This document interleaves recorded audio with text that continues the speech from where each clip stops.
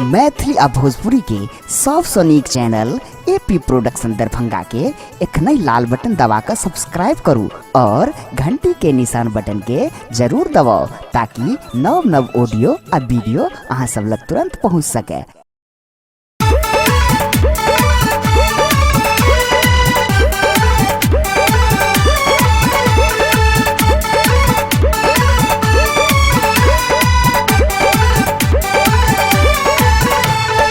Presenting by AP Production, Music and Entertainment. हेला बंगाल सा तू तागे गोरकी नाचे छ कमर हिला का पतर की हेला बंगाल सा तू तागे गोरकी नाचे छ कमर हिला का पतर की चुम्मा ललको दरभंगा बाजार में, चुम्मा ललको मधुबनी के बाजार में, चुम्मा ललको सहरसा बाजार में।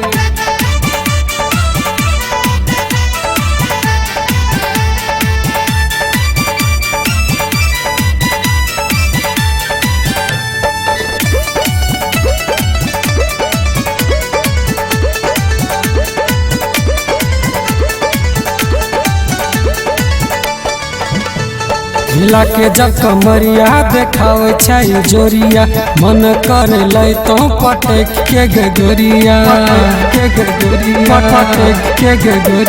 हिला के जब कमरिया देखावे छै जोरिया मन कर लै तो पटक के गगोरिया ढोरी देखा का तू मन लल चौला छौड़ा सबके दीवाना बनौला चुम्मा ललको सुपौल के बाजार में, चुम्मा ललको पुपरी बाजार में, चुम्मा ललको बसैठा के बाजार में।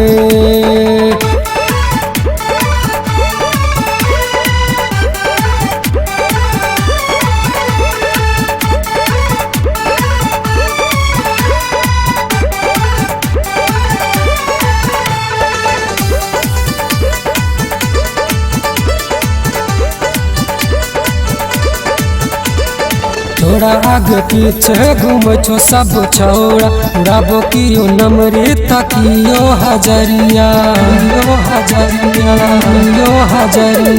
थोड़ा आगे पीछे घूम छो सब छौड़ा उड़ाबो कियो नमरे तकियो हजरिया छौड़ा सबके तू पागल बनौला रस जवानी के सबके चुसेला चुम्मा ललको बेनीपुर बाजार में, चुम्मा ललको बहेरी के बाजार में, चुम्मा ललको गेसकरी बाजार में।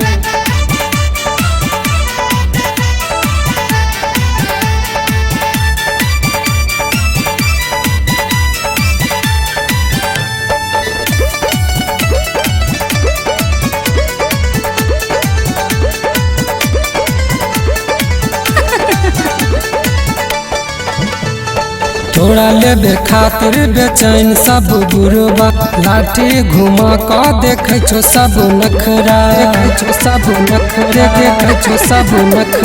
थोड़ा लेबे खातिर बेचैन सब गुरुबा लाठी घुमा का देखे छो सब नखरा संजय दीवाना कहे छो गे गोरिया थोड़ा ललको गे का अनहरिया चुम्मा ललको दरभंगा बाजार में, चुम्मा ललको मधुबनी के बाजार में, चुम्मा ललको सहरसा बाजार में। हेला बंगाल सा तू तागे गोरकी नाचे छ कमर हिला का पतर की हेला बंगाल सा तू तागे गोरकी नाचे छ कमर हिला का पतर की चुम्मा ललको दरभंगा बाजार में, चुम्मा ललको मधुबनी के बाजार में, चुम्मा ललको सहरसा बाजार में।